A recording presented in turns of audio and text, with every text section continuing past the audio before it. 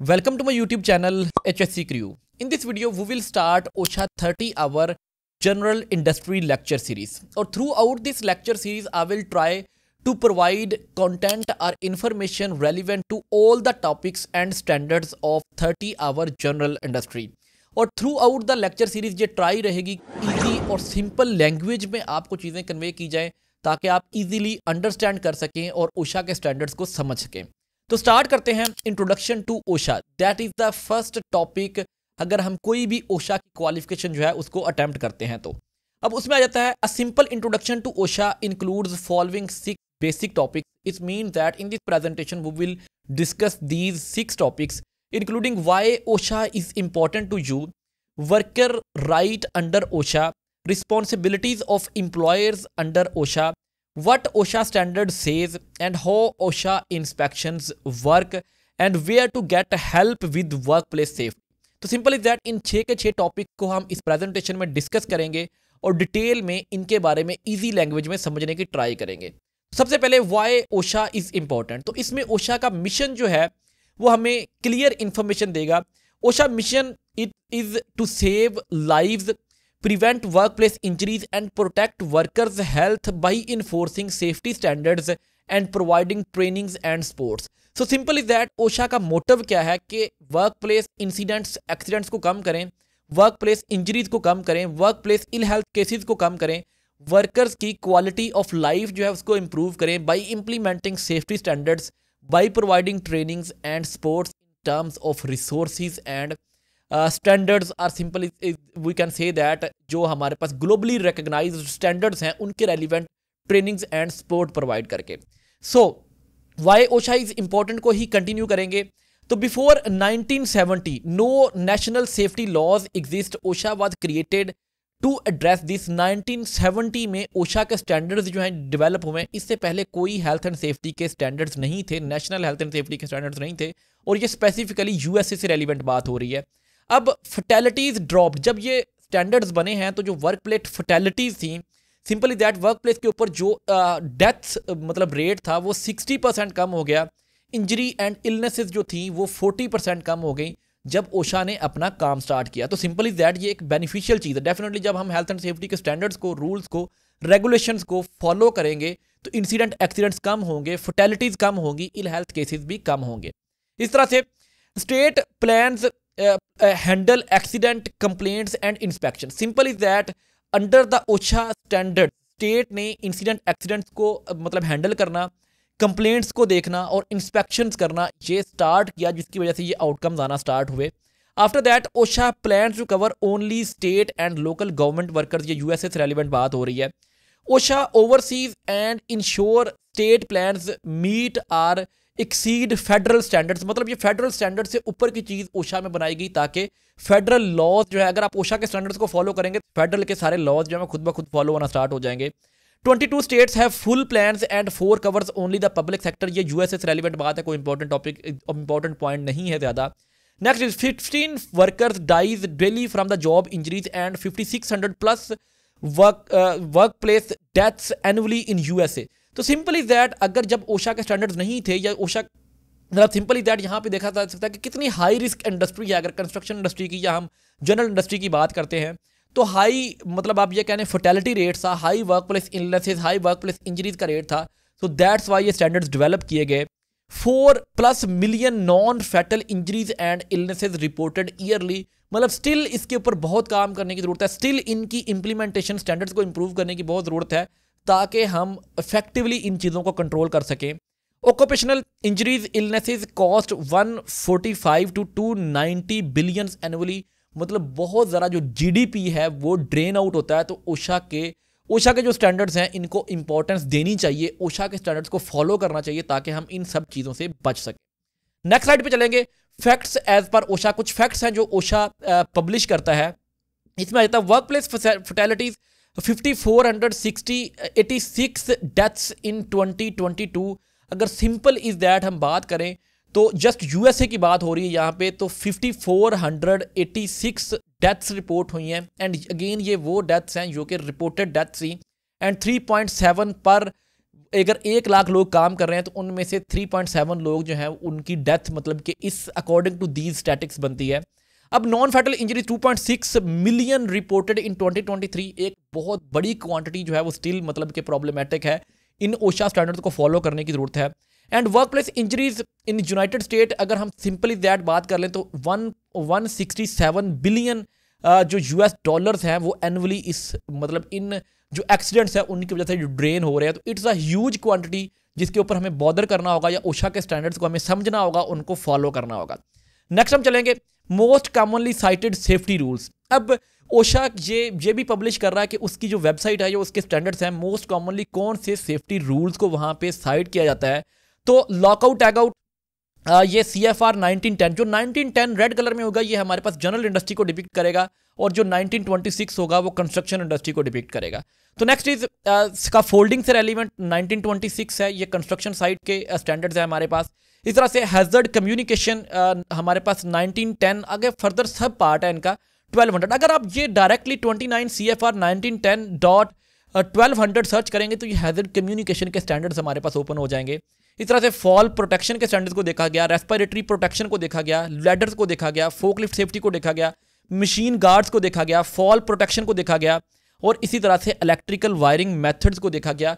तो इन कोड्स को सर्च करते हुए आप भी इन स्टैंडर्ड से रेलिवेंट इंफॉर्मेशन ले सकते हैं। नेक्स्ट साइड पे चलेंगे, हमारे पास ये नेक्स्ट स्लाइड है, इसमें हमारे पास वर्कर राइट्स अंडर ओशा। तो सिंपल इज दैट ओशा वर्कर्स को क्या हकूक देता है, क्या राइट्स देता है, उनके बारे में हम देख लेते हैं। तो सबसे पहले can review injury and illness log. Workers किसी भी इंडस्ट्री जिसमें वो काम कर रहे हैं उसके इंजरी एंड इलनेस लॉग्स या रिकॉर्ड्स को वो चेक कर सकते हैं। इस तरह से reported when protected when reporting unsafe और अनहेल्दी कंडीशंस, अगर वो रिपोर्ट करते हैं तो उनकी जॉब मतलब सिंपली दैट अगर कोई कंपनी के बारे में बुरी चीज़ हाईलाइट करेगा तो उसको कंपनी से यूजुअली निकाल दिया जाता है या कंपनी उसके अगेंस्ट एक्शन लेती है। तो ओशा ये कहता है कि उस बंदे को हम प्रोटेक्ट करेंगे जो किसी भी जो अनहेल्दी कंडीशन या अनसेफ कंडीशन को रिपोर्ट करेगा। इस तरह से can not retaliate against workers, मतलब वर्कर्स के ऊपर कोई ज्यादती नहीं की जाएगी, वर्कर्स के अगेंस्ट कोई एक्शन नहीं लिया जाएगा फॉर एक्सीडेंटिंग ओशा राइट्स। अगर वो अपने ओशा राइट्स को एक्सरसाइज यूटिलाइज करते हैं तो उनके अगेंस्ट कोई जिसे बेसिकली रिटेलिएट क्या करना होता है, किसी को मतलब किसी के साथ ज्यादती करना, सही, तो उसके साथ जुल्म करना किसी के साथ, अगर उर्दू मीनिंग इसका देखेंगे तो रिटेलिएट मतलब उसके अगेंस्ट एक्शन नहीं लिया जाएगा एज पर ओशा स्टैंडर्ड्स।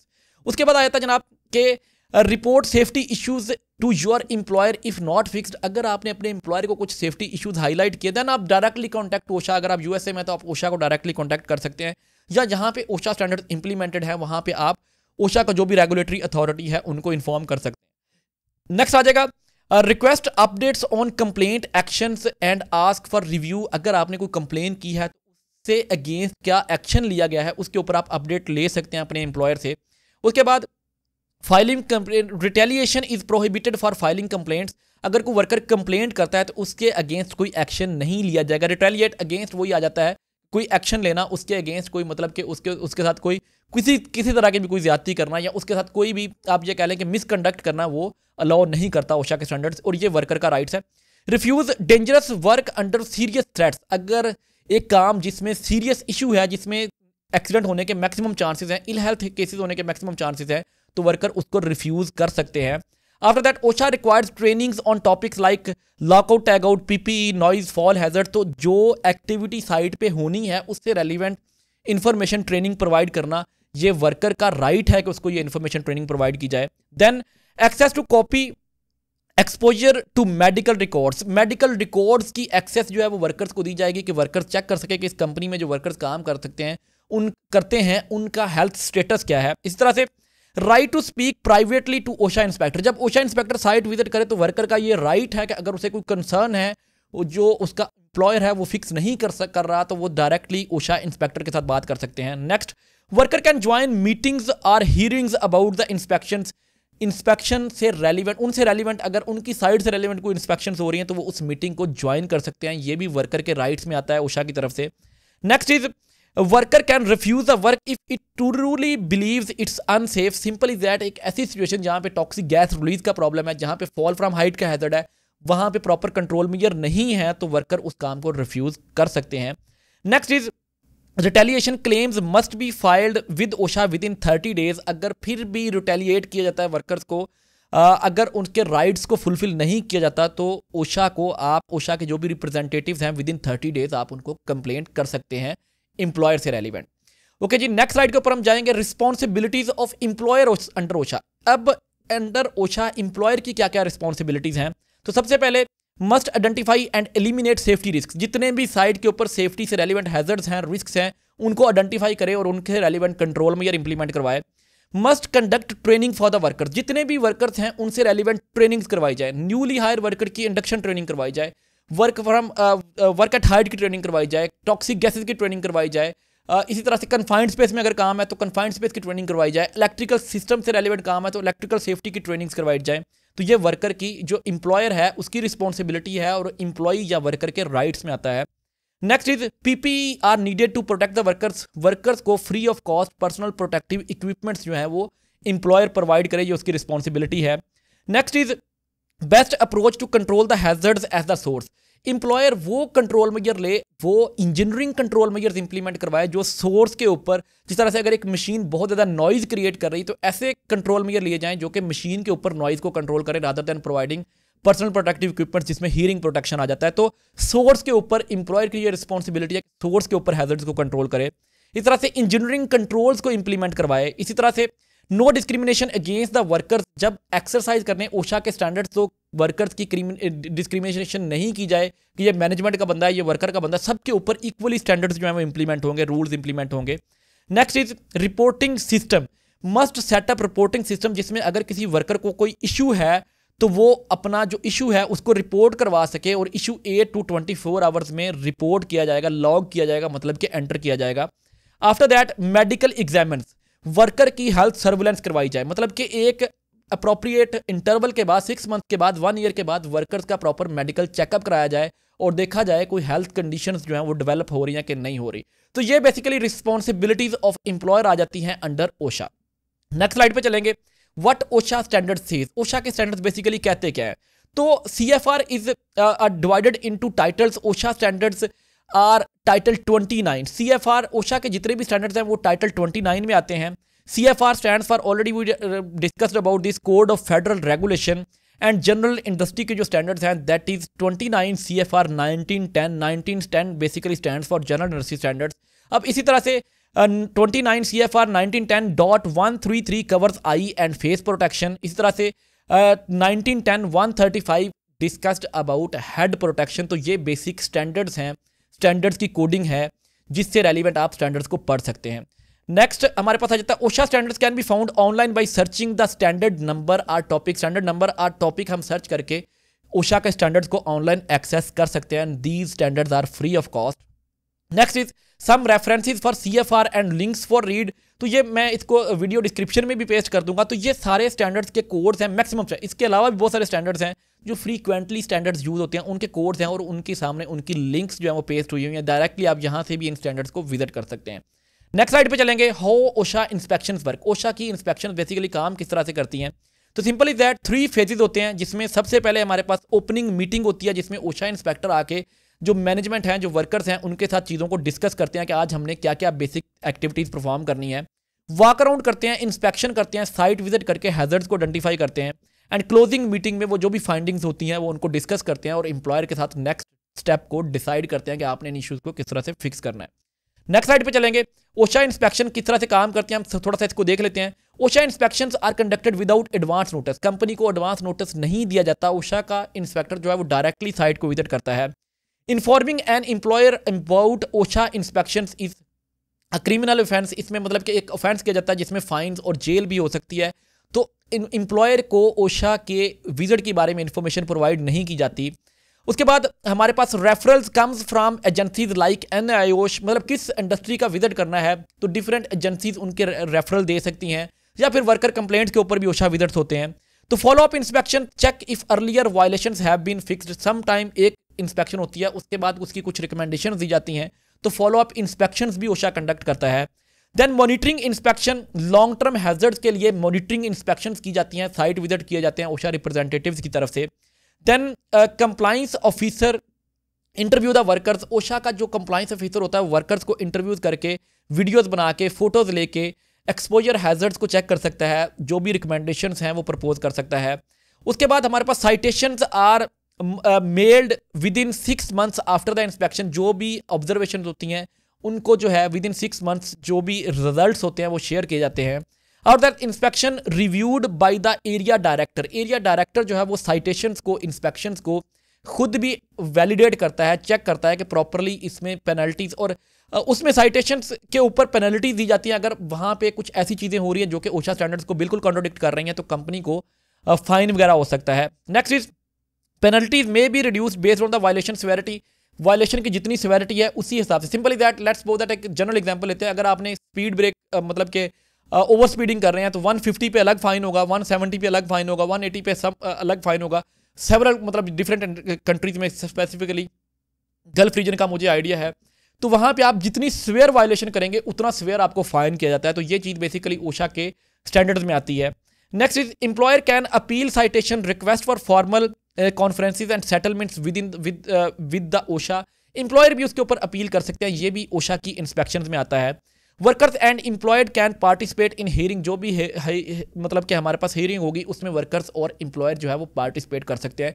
तो ये थोड़ा सा ओशा इंस्पेक्शन के बारे में इंफॉर्मेशन थी। नेक्स्ट स्लाइड पे चलेंगे, where to get help with OSHA workplace safety. तो simple is that OSHA requires labels and signages to be clear and multi language if needed. Simple is that OSHA कहता है कि ओशा की information जो है उसको लेबल्स और signages के थ्रू वर्कर्स तक पहुंचाया जाए, इस तरह से जॉब ओरिएंटेशन करवाई जाए, इस तरह से written procedures and trainings for the new workers करवाए जाएं, इस तरह से discrimination of health and safety activities is illegal, सबको सेम हेल्थ एंड सेफ्टी के रूल्स को फॉलो करवाया जाए। उसके बाद यूनियन रिप्रेजेंटेटिव बनाए जाएं और उनको इंफॉर्मेशन प्रोवाइड की जाए relevant to the work place health and safety. तो दिस इज हाउ हम ओशा के स्टैंडर्ड्स को वर्क प्लेस के ऊपर इंप्लीमेंट कर सकते हैं। So that's all from this basic video relevant to the OSHA introduction. तो बेसिकली ये थोड़ा सा आप ये कह लेंगे बोरिंग टॉपिक भी हो सकता है, जनरल इन्फॉर्मेशन थी and this is the basic topic. जब भी आप कोई ओशा का कोर्स इनरोल करते हैं तो आप इस टॉपिक को लाजमी पढ़ेंगे। So that's all from this video. If you found this content helpful, do comment on the video and also subscribe to the channel. Thank you very much once again.